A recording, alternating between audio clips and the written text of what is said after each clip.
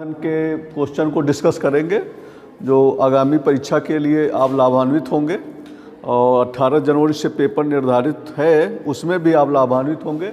अगर राजनीति शास्त्र के स्टूडेंट हैं उनके लिए इतिहास है, उनके लिए इकोनॉमिक्स है, तो उनके लिए भी फ़ायदा करेगा। यानी कि सभी सब्जेक्ट के लगभग हमने क्वेश्चन रखे हैं जिससे कि आप 2-2 नंबर को आसानी से 10 क्वेश्चन जो आता है आसानी से कर सकें और आने वाले समय में आप बीएड एंट्रेंस की परीक्षा दें, उससे भी आप लाभान्वित हों। और भी कोई परीक्षा ग्रेजुएशन के बाद एसएससी की देते हैं, बैंक की देते हैं, या आपका अगर टीचर बनने का सपना है, टीजीटी, पीजीटी, केवीएस जो भी है, या आगे चलकर एमए करने के बाद असिस्टेंट प्रोफेसर की तैयारी करना है, तो उन सभी क्वेश्चन में लाभान्वित होगा। मतलब कहने का मतलब है बिना जीएस के आप कोई कंपटीशन अब नहीं निकाल सकते हैं। सब्जेक्ट के साथ साथ आपको जीएस भी पढ़ना पड़ेगा। तो जीएस का मतलब है कि सभी विषय का मिला जुला रूप रहता है। इतिहास के भी क्वेश्चन पूछे जाएंगे, साइंस के भी क्वेश्चन पूछे जाएंगे, ज्योग्राफी के भी क्वेश्चन पूछे जाएंगे, इकोनॉमिक्स के भी क्वेश्चन पूछे जाएंगे। तो इस प्रकार से राजनीति शास्त्र, पॉलिटिकल का क्वेश्चन पूछा जाएगा और फिर करंट पूछा जाएगा। जो 1 साल का करंट जो जिस समय पेपर आप देंगे उस समय 6 महीना साल भर का करंट भी पढ़ के जाएंगे, तो उस समय करंट को भी तैयार करना पड़ेगा। और फिर रीजनिंग मैथ, किसी में रीजनिंग आता है, किसी मैथ पर, जैसे आगे चल कर चाहे समीक्षा अधिकारी दो चाहे पीसीएस की दे, तो रीजनिंग मैथ भी को भी तैयारी करना पड़ेगा। जो वनडे एग्जाम है उसमें भी कभी कभी रीजनिंग मैथ पूछा जाता है। तो इसलिए ये इस प्रकार से जब होगा तब जाके कोई कंपटीशन आप निकाल सकती हैं। तो आज हम आते हैं, कुछ इतिहास के क्वेश्चन हैं, कुछ ज्योग्राफी क्वेश्चन हैं, उनको अध्ययन करते हैं।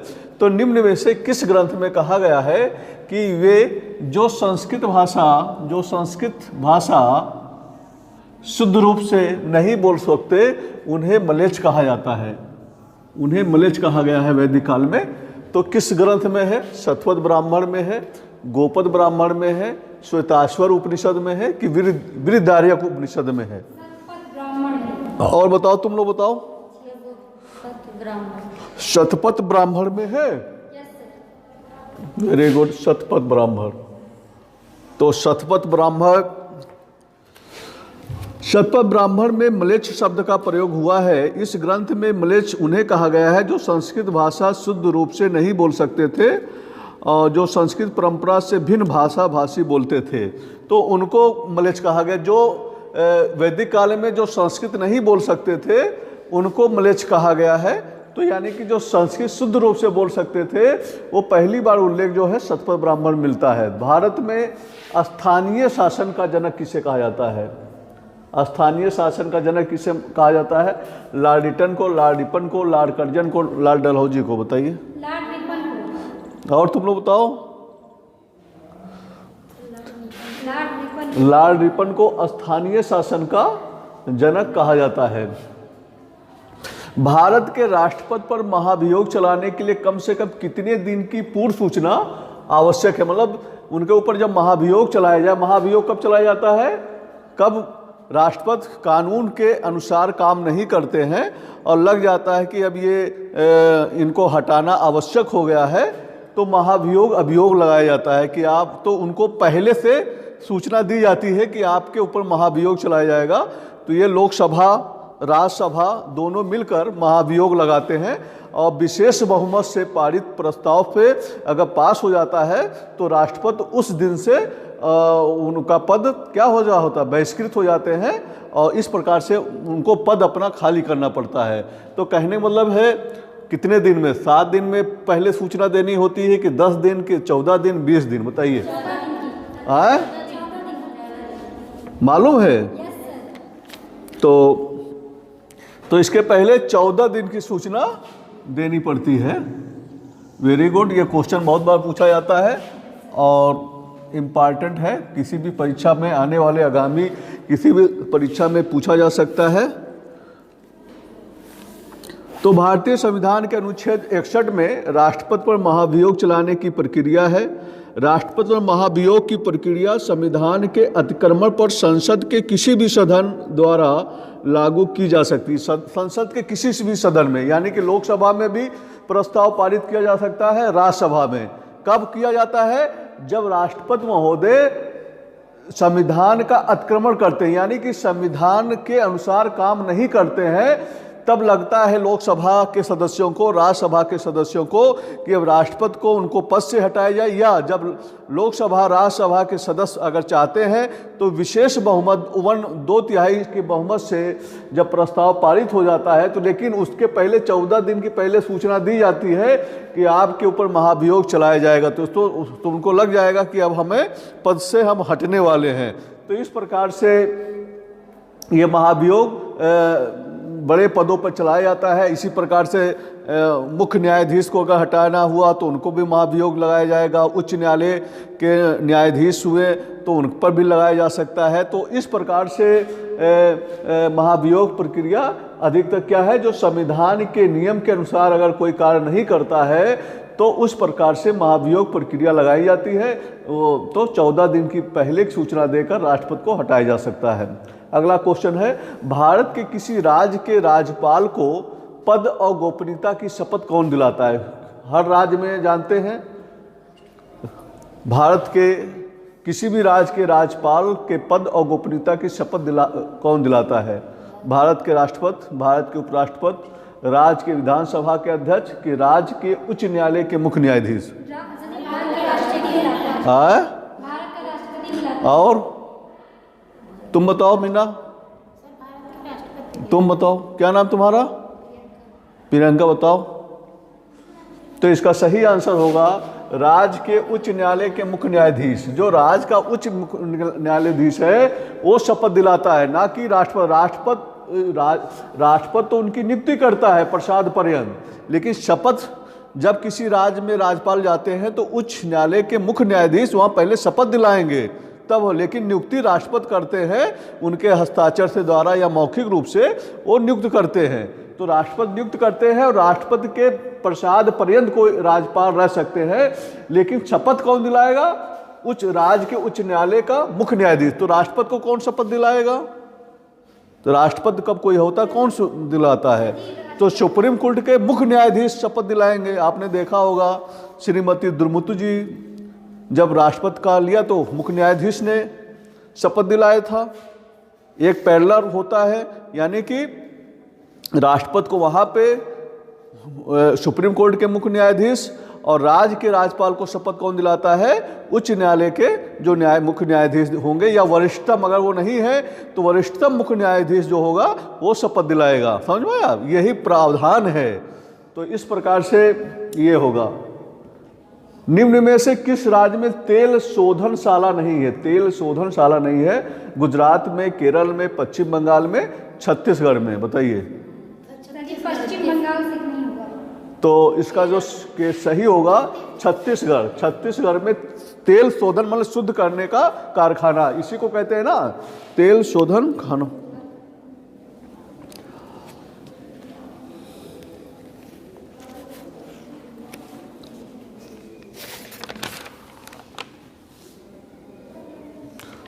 तेल शोधन खाला कहाँ पर नहीं है?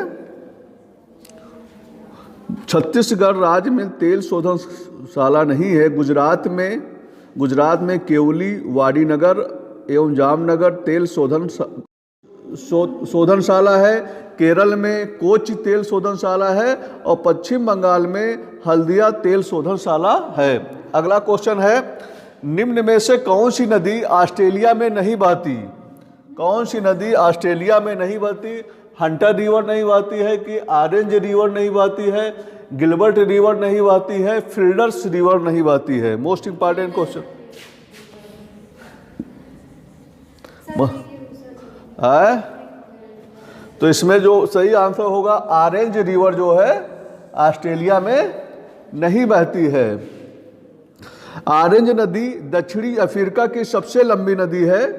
या डरकेंसबर्ग पर्वत से निकलकर अटलांटिक महासागर में गिरती है, या दक्षिणी अफ्रीका एवं नामीबिया और दक्षिणी अफ्रीका तथा लेसोटो के मध्य अंतर्राष्ट्रीय सीमा बनाती है। जबकि हंटर नदी, फ्लिंडर्स नदी और गिलबर्ट नदी ऑस्ट्रेलिया की प्रमुख नदियां हैं। तो ऑरेंज नदी कहाँ की है? नदियाँ दक्षिणी अफ्रीका की। ऑरेंज नदी कहाँ की है? दक्षिणी दक्षिणी अफ्रीका की नदी है। ये दक्षिणी अफ्रीका की ऑरेंज रिवर नदी जो है दक्षिणी अफ्रीका की नदी है, जबकि हंटर रिवर, गिलबर्ट रिवर और फिल्डर्स रिवर जो है ऑस्ट्रेलिया की नदी है। माल्थस एक विचारक है, अर्थशास्त्री हैं। माल्थस के अनुसार निम्नलिखित में से कौन सा उपाय जनसंख्या नियंत्रण में सर्वाधिक प्रभावी है? कि जनसंख्या के लिए नियंत्रण के लिए क्या किया जाए? युद्ध हो जिससे जनसंख्या नियंत्रित हो जाए, कि कोई बहुत आपदा आ जाए तो जनसंख्या ज़्यादा नियंत्रित होता है, कि सामाजिक बुराइयां हैं, कि जन्म पर नियंत्रण क्या किया जाए? हाँ, तो जन्म नियंत्रण किया जाए, यानी कि उस देश को जहाँ पे जिस देश में पॉपुलेशन ज़्यादा है वहाँ पर क्या किया जाए? जनसंख्या पर नियंत्रण किया जाए। नियंत्रण के लिए बहुत से है। एक तो उपाय है कि देर में शादी हो, ये भी एक ही उपाय है। और अब वहाँ के लोगों को शिक्षित ज़्यादा किया जाए, जागरूकता लाया जाए और बताया जाए, उस स्वास्थ्य शिक्षा संबंधित पूरी जानकारी दिया जाए। और तो इस प्रकार से जन्म नियंत्रण किया जा सकता है। किसी भी देश में अगर जनसंख्या कम है, वहाँ पॉपुलेशन की ज़्यादा आवश्यकता है, बहुत से ऐसे देश हैं तो वहाँ पे जन्म दर बढ़ाने के लिए बहुत से उपाय किए जाते हैं, तो उनका भी अलग है। तो ये उस समाज की परिस्थिति पर निर्भर करती है। तो माल्थस कहते हैं कि जनसंख्या में नियंत्रण तभी होगा जब जन्म दर की कमी होगी। यह नहीं कि किसी पर युद्ध थोप दिया जाए तो कम हो जाएगा, आपदा हो जाएगा तो कुछ समय के लिए तो व्यक्त हो मतलब आदमी की मृत्यु हो सकती है, लेकिन जब तक मेन है जन्म दर पर अगर कमी नहीं आएगी तब तक जनसंख्या नियंत्रण पूरी तरीके से नहीं किया जा सकता। निम्नलिखित में से कौन सा एक जियोम नहीं है? पारिस्थितिकी तंत्र, रेगिस्तान, घास का स्थल, टुंड्रा। बताइए। जियोम क्या चीज़ है? जियोम निम्नलिखित में से जियोम नहीं है।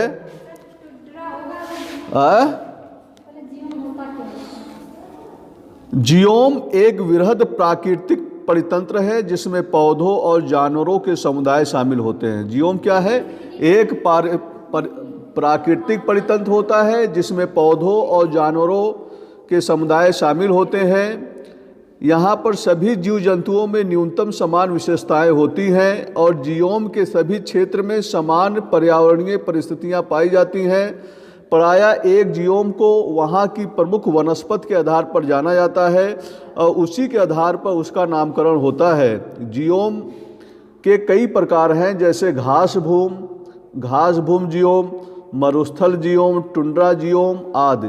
तो पारिस्थितिकी तंत्र जियोम का एक अंग है। निम्नलिखित कौन सा एक जियोम नहीं है?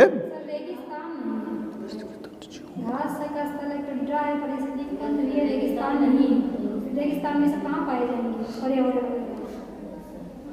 हाँ रेगिस्तान में कहाँ से पानी की पर्यावरण? पारिस्थितिकी तंत्र जियोम का अंग है। रेगिस्तान। हाँ, तो इसमें जो बेटा होगा ये रेगिस्तानी होगा। सही कह रहे हो। तो जियोम का मतलब एक वनस्पति, जैसे घास का स्थल है तो वहाँ एक प्रकार का वातावरण पाया जाएगा। जहाँ ठंड प्रदेश है वहाँ के जीव और लोग रहने वाले एक वातावरण होता है। वैसे टुंड्रा, तो एक हिसाब से जियोम एक प्रकार से उस वातावरण में रहने वाले जीव पक्षियों को कहा जाता है। जैसे हिमाचल प्रदेश, वहाँ का रहन सहन अलग है, ठंड प्रदेश है, तो वहाँ के पक्षी भी उसी कलर के होंगे, जानवर भी होंगे। तो इस प्रकार से परिस्थिति, लेकिन रेगिस्तान नहीं है। संयुक्त राष्ट्र मानव विकास सूचकांक किसके द्वारा विकसित किया गया था? जगदीश भगवती द्वारा, महबूब उल हक द्वारा, जोसेफ ईस्टग्लिन द्वारा, अमर्त्य सेन द्वारा। बताएं।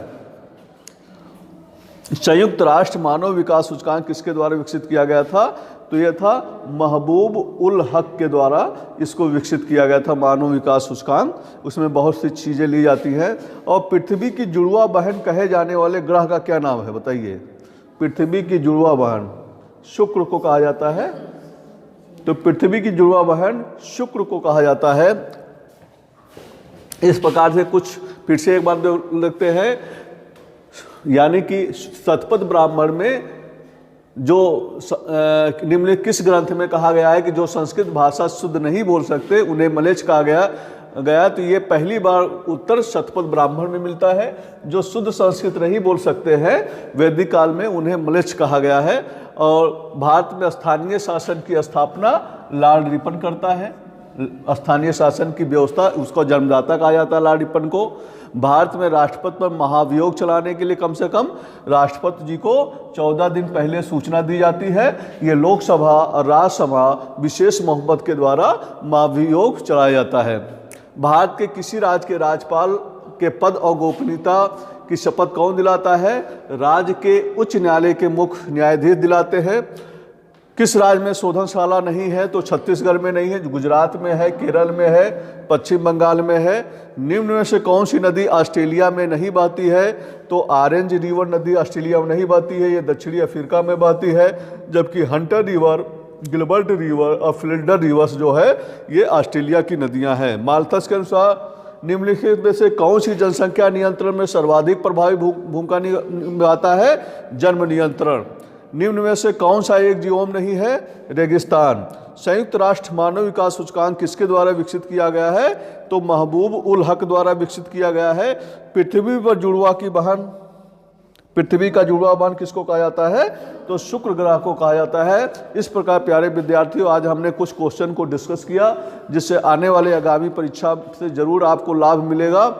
अगर आप हमसे जुड़ना चाहते हैं तो हमारे चैनल टारगेट विद शैलेंद्र पर यूट्यूब पर जाकर सब्सक्राइब करें, जिससे कि जो भी मैं वीडियो बनाऊं वो आपको तुरंत मिल सके। दूसरा चैनल है ऑटो प्ले पर गाइडेंस, वहाँ पर भी हमने प्रतियोगी परीक्षा से संबंधित बहुत से वीडियो प्रेषित किया है, जिससे बहुत से विद्यार्थी लाभान्वित हो रहे हैं। आप भी हमसे जुड़िए और लाभान्वित हुइए और अपने आने वाली प्रतियोगी परीक्षा में आप सफलता के लिए प्रयास करें। धन्यवाद।